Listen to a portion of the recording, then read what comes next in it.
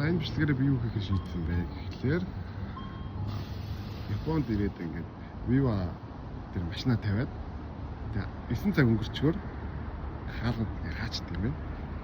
Тэгээ гарч чадхаа болцсон. Өглөө 6:30-аас нааш машин авч чадхаа болцсон.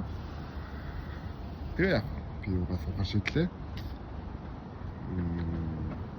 Гадаадд энэ Японд тэр тусмаа зогсоолын асуудал маш хүн дээр тавигддаг байна. Хүн дээр ч ер нь их боломжтой байна.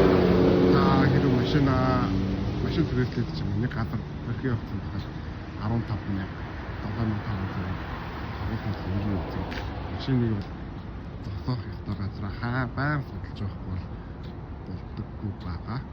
Тэгээ өнөөдөр би айгүй их удаан уулзахгүй гэж бодоод тэгээд гараад ороод ирсэн.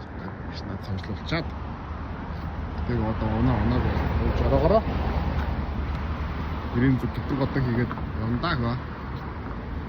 За баярлалаа. Тэгэх юм уу.